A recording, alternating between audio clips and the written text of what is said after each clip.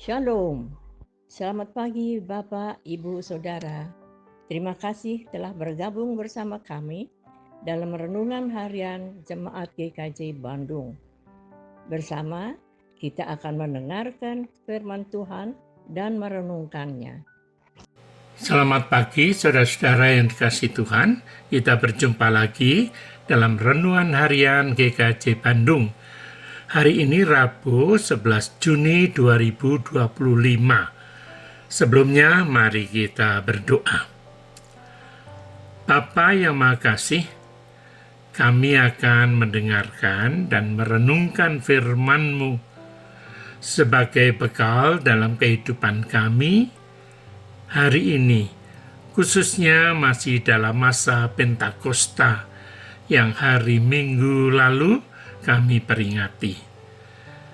Bersabdalah Tuhan, kami mendengarkan. Dalam Kristus kami berdoa. Amin. Saudara-saudara, tema kita hari ini adalah roh bagaikan angin dan api. Berdasarkan bacaan dari Kisah Para Rasul pasal 2 ayat 1 sampai 11, saya akan bacakan ayat 2 sampai ayat 4 bagian awal dan demikian. Tiba-tiba turunlah dari langit suatu bunyi seperti tiupan angin keras yang memenuhi seluruh rumah di mana mereka duduk. Dan tampaklah kepada mereka lidah-lidah seperti nyala api yang bertebaran dan hinggap pada mereka masing-masing. Maka penuhlah mereka dengan Roh Kudus. Demikian firman Tuhan.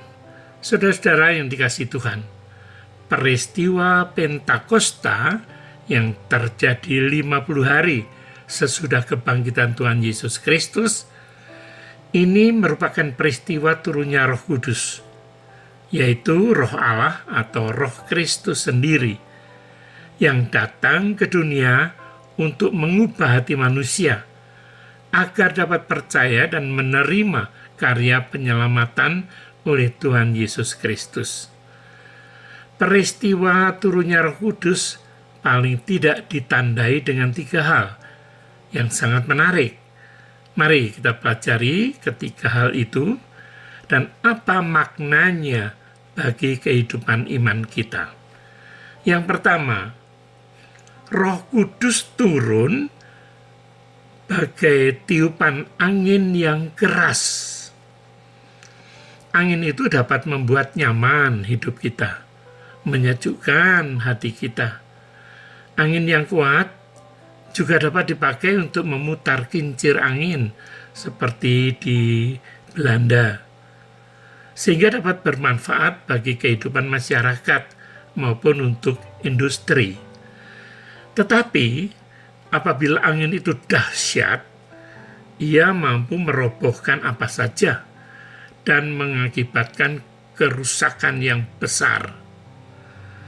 Sedang terhadap Roh Kudus, kita perlu menerima dengan hati yang benar, agar ia membangun hidup kita.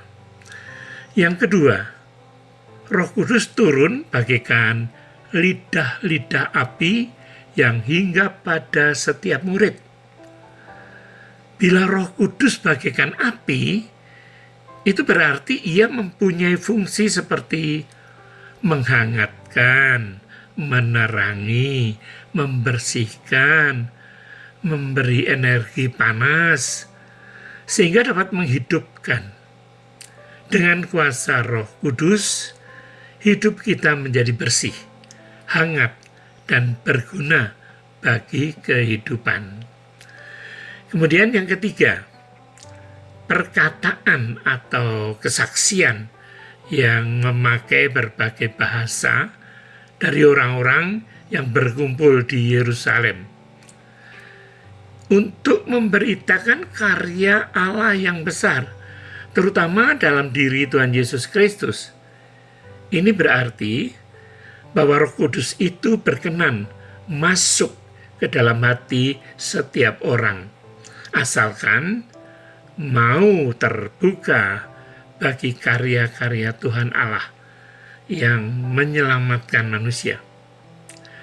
Roh Kudus juga memampukan kita berkomunikasi dengan sesama untuk menyampaikan kabar baik bagi semua orang. Nah, sekarang pertanyaan bagi kita.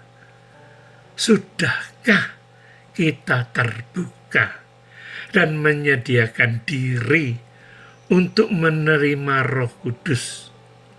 Dan kemudian kita bersedia untuk diutus oleh Roh Kudus menyampaikan kebenaran firman Tuhan kepada siapapun yang kita jumpai. Selamat pagi. Amin.